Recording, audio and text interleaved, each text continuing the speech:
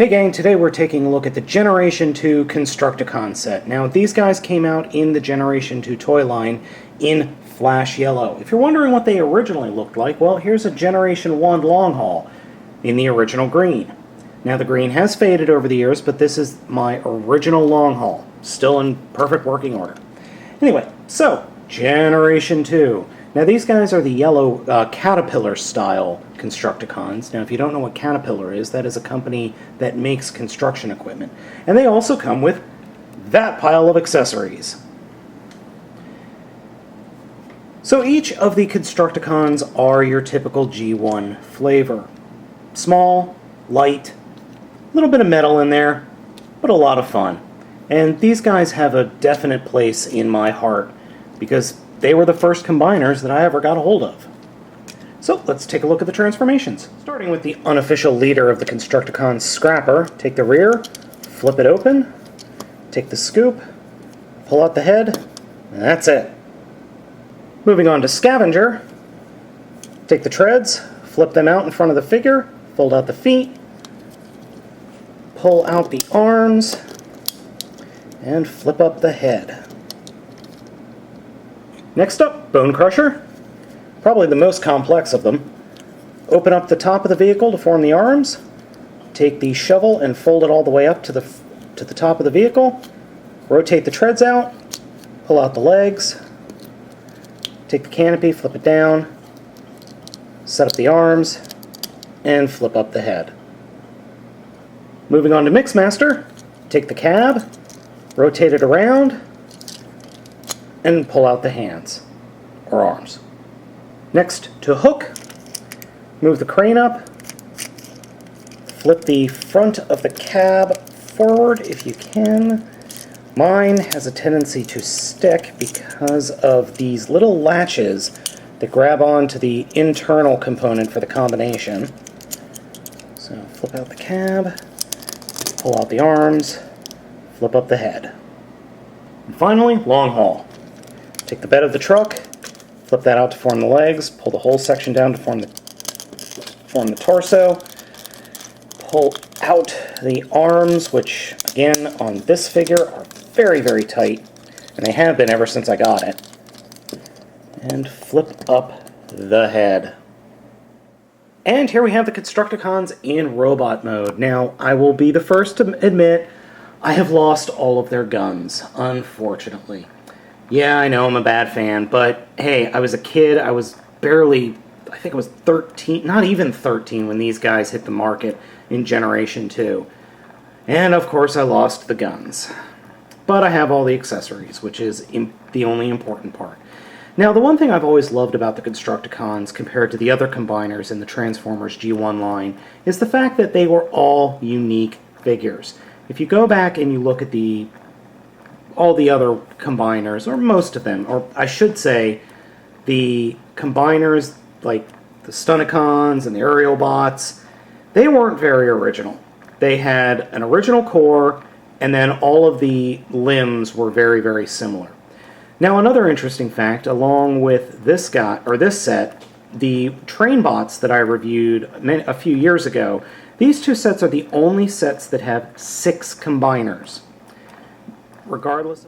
So I've returned the bots to vehicle mode for the combination. Now, as I stated, they all do combine, and, well, let's just get into it.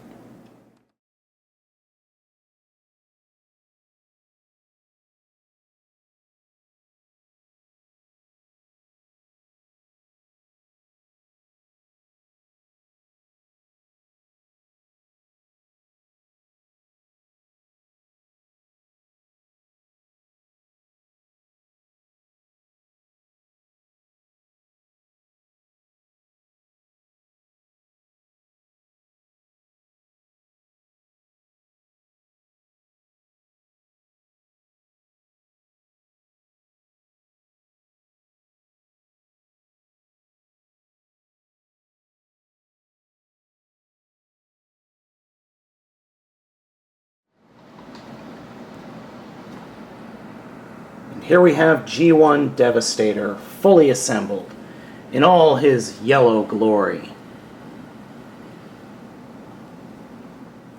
Now when I say G1 Devastator, I really do mean G2, but it's the same mold, and it's practically the same figure, just different paint.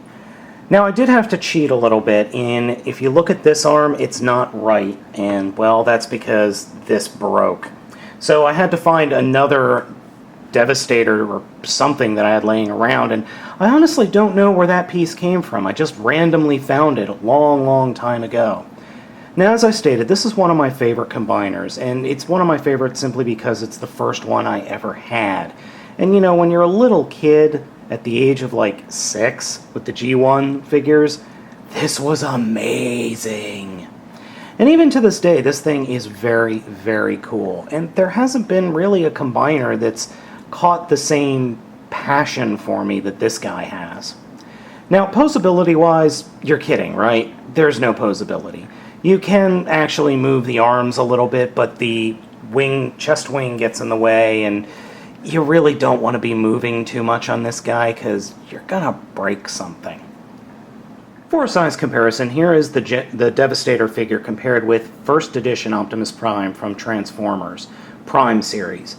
And as you can see, it is bigger, but you have to think, this is 6 different figures combined to make one, versus just one Prime figure.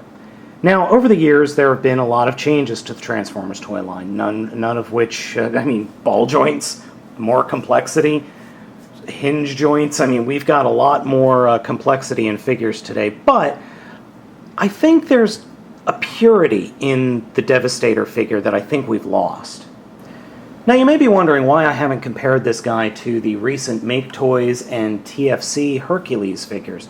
Well, that is going to be coming up very shortly, and I have something special planned for those reviews, so that is going to take a little bit of time to get into. But for right now, you know, this is just a classic figure. There are a lot of different versions of the Devastator out there, or of this Devastator out there.